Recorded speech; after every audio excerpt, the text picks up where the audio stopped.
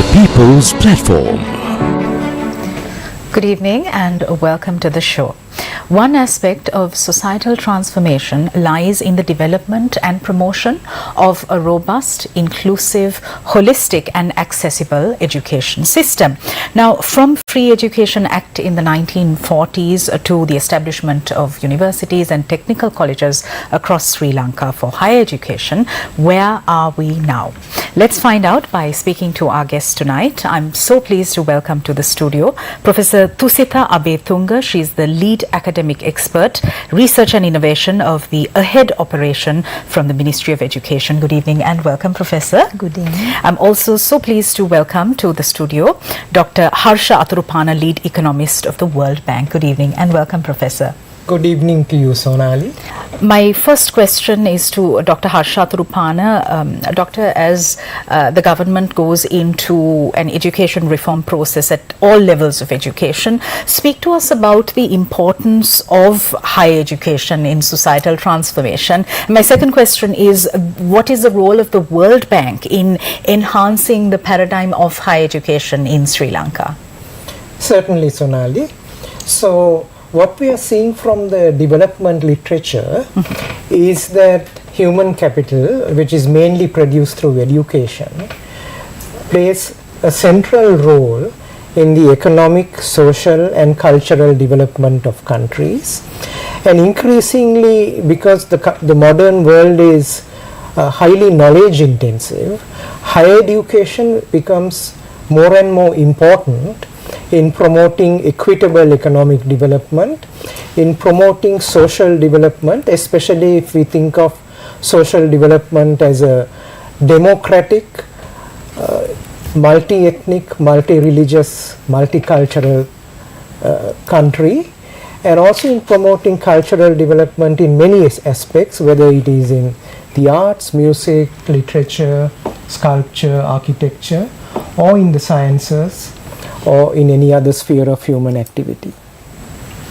What is the role of the World Bank in this? Yes, so the World Bank has been investing in higher education in developing countries for a long time, over 50 years now. And in higher education, the World Bank has been giving great emphasis, particularly in countries in South Asia, East Asia, Africa and so on, for about 25-30 years now. And in Sri Lanka, the World Bank has been promoting the paradigm of higher education, as you very charmingly called it. We started in the early 2000s by supporting what we might call the first generation of education interventions or education investments, focusing on university undergraduate education, and particularly the school to work transition or university to work transition, helping promote employment related skills among university graduates. At the next phase of what we might call the second stage, we expanded our support from university undergraduate education to also include other kinds of higher education, such as higher national diplomas and higher national certificates offered by various higher education institutions. And then more recently, let's say over the last 7 or 8 years, we have helped promote higher education from that focus on just teaching to also a focus on research and innovation, and using the intellectual capital and knowledge that comes from universities to benefit industries, services, agriculture, and have more high quality, more productive, more green and more resilient products that are available both for global markets as well as domestic markets. Fabulous. Professor Thusitha, I'd like to come to you. You function as the lead academic expert, research and innovation of the AHEAD operation, which is a program funded by the World Bank. Speak to us about what this entails. So Sonali, as Harsha mentioned, so if we want to improve the research development and also the invention to support the private sector, we need to allocate funds for such activities. So at the inception of AHEAD at that time in 2018, design happened in 2016 and 17. if you look at the gross expenditure on research and development, that was about 0.011% in Sri Lanka, whereas in other countries, other developed countries, it can even go up to 4% of the GDP. Right.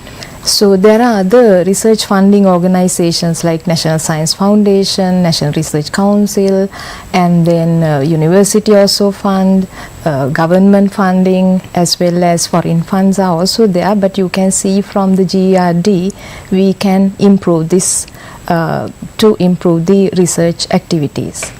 So when we talk about research and invention, you need to buy equipments, you need to buy consumables, pay RA salaries. So what we did was we, at that time, the government thinking was to improve this sector so that some of it will help the society as well as the industries in the country. Right. So we looked at all research areas and divided the research into two broad categories. STEM, everyone knows, science, technology, engineering, mathematics, medicine, all science areas, one category, one basket. And the other basket we coined the word HEMS, humanities, HEMS, humanities, education, management and social science. So science, non-science, so they won't compete with each other. And then by looking at the stage of research, like some researchers would want to focus on academic type of research, we came up with the funding scheme development oriented research, DOR. So DOR funding scheme is available for STEM or DOR HEMS or DOR STEM plus HEMS. Then we opened another funding scheme. Some have done research and they have products and processes which can actually help the private sector, because universities can do research and development, but we should not get involved in manufacturing, distribution. So to do that transformation, we opened another scheme of funding called RIC, Research, Innovation and Commercialization. So again there, RIC for STEM, RIC for HEMS, RIC for STEM plus HEMS. So we had actually altogether 6 funding schemes, and then had the competition. So these are competitive funding schemes, 2018 and 2019, 2 rounds of funding, and we evaluated with the external evaluators and awarded altogether 101 research projects. So I only talked about the university. We did a small pilot project for non-state. Of the 101, 89 for universities, 12 for the non-state higher education institutions. Dr. Harsha, education reform seems very idealistic and utopian, especially for present-day Sri Lanka. How do you overcome this obstacle of prioritizing the reform in higher education? Sure, certainly, Sonali. So I think with higher education reform or education reform at all levels, it's important to be optimistic. It's important to be able to say we see transformational changes in the knowledge, the skills, the aptitudes, the competencies of human beings across generations, including our own generation. And then we will face 2 kinds of challenges that will take us forward. First, given the level of education that our population has attained, how do we rise to the next level of development? And there higher education is extremely important, because we have done well in terms of access or participation in primary and secondary education. Now we have to increase our participation in higher education. And secondly, there are many challenges that come from what's happening in the world outside. For example, we now are in what is called the 4th industrial revolution. We are in the age of artificial intelligence, augmented reality, the Internet of Things, 3D printing, big data. There are many things happening in the world, nanotechnologies, biotechnologies, and then we need to equip our young people, our students and our children with the skills and learning and competencies and knowledge for this new world of the 4th industrial revolution. Professor Tusitha, a significant percentage of our population is living in survival mode. Their most urgent need is to put food on the table, get medication, pay rent, find employment. In such a backdrop, how do you propose to ensure that these research findings or research outcomes actually translate into action? Yeah, Sonali, so it's so if you look at the world, if you look at foreign countries, when we do research in the university, they have a system to take the inventions out from the university to help the private sector or societies. It may be a service which is important to the society. And individual academic departments, faculties have been doing this. This was happening over the last several decades. But there is no formal way at the university level to, to increase this interaction. So what we did under AHEAD is UGC, University Grants Commission, recognized the importance, and they issued a circular called University Business Linkage Cell Circular. So we can say during AHEAD we gave life to the circular. With the help of the World Bank technical assistant, we developed a scorecard and divided the actions into 4 different phases and allocate funds, release funds in tranches depending on the achievement of these different stages in the scorecard. Right. As an example, we didn't give any money right at the beginning, so they will come up with things like documentation. They were ready with some things like IP policies. And if you want to talk to an industry about an invention, then they have to have this template called non-disclosure agreement, license agreement templates, and then we gave funds to have the office space, recruit a manager, and then the next stage is interacting with the industry, and the final stage is having at least one product in the market or getting a stream of royalty, or it may be something like non-science, a policy development activity which will benefit the society.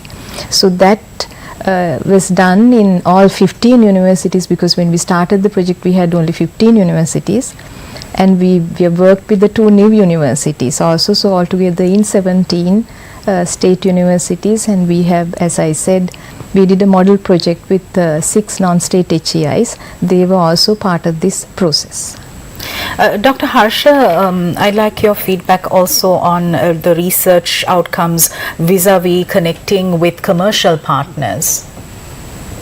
So I think what's happened under this AHEAD operation, which is actually accelerating higher education expansion and development operation, is that there have been many innovations that have come from university research teams as well as research teams from the non-state higher education sector, which has been taken through mainly the mechanism of these university business linkage cells or higher education institutes society linkage cells to commercial partners, in the sense of firms either producing industrial products or agricultural products or providing services, and those innovations and research findings have helped these firms to come up with better products, either better in quality or lower in price or both. And then that helps the people of that country, because now you get higher quality products at a lower price. And then that also addresses your question about how can we help all the population that we have that are struggling these days. If you can get higher quality products, more products, better products, and at a lower price, that's the best way of helping the population. All right. We are in conversation with Dr. Harsha Atrupana and Professor Thusita Abetunga. We're going for a short commercial break. We'll be right back.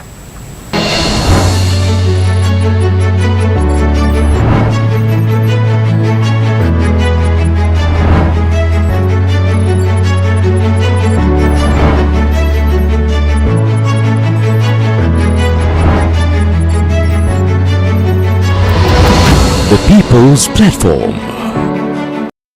We're discussing the role of higher education in societal transformation. I'm joined by Professor Thusita Abetunga and Dr. Harsha Atrupana.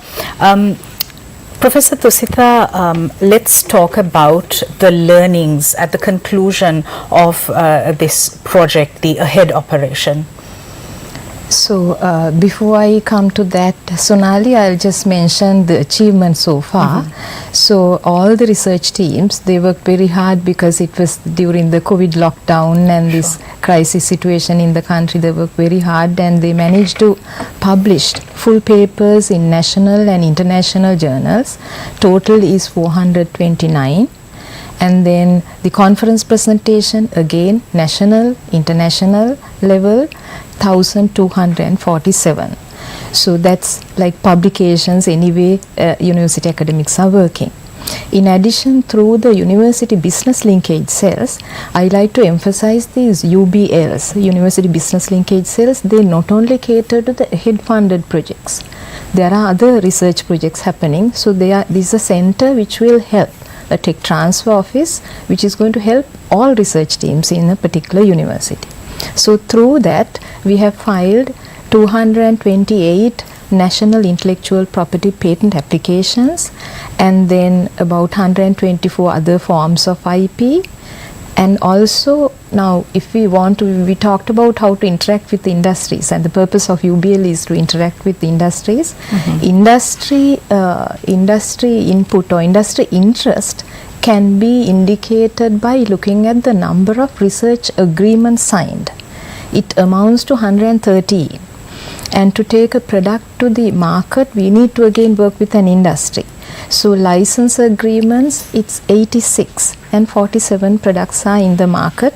They may be in large volumes, it may be 1 or 2 products, it may be online sales or it may be regional, but this shows that we have done something through the development of the UBLs in the university system. So we need to maintain these UBLs. We need to continue to fund and maintain the university business linkage cells. And also we have taken efforts to take this research to the international markets by first looking at the, when we do research, we want to check what's happening in the world. So for that we gave access to these patent databases, commercial patent databases. Normally we as research teams, we would look at the research papers, right, but we can look at patent databases also. So we gave access to the commercial patent databases and we gave support to evaluate the invention by an external party so that they would give an invention evaluation report. If it is good enough, we gave the support to file patent cooperation treaty applications. So that is, the report is given by an international search authority. It's not given by Sri Lankan teams. So Sri Lankan authority, it's an international search authority is giving a report. So if we continue to do this, support these activities, not only the research funds, not only the funds to buy the equipments or the consumables, these consultancy services, if we continue to provide, then Sri Lankan research teams can take a product even to the international market. And we have also supported to find international licensing partners, but these efforts, it has to be continuous if we want to take one of our inventions to the global value chain. Right. Dr. Atharupana, speak to us about your thoughts at the end of the conclusion of the ahead operation.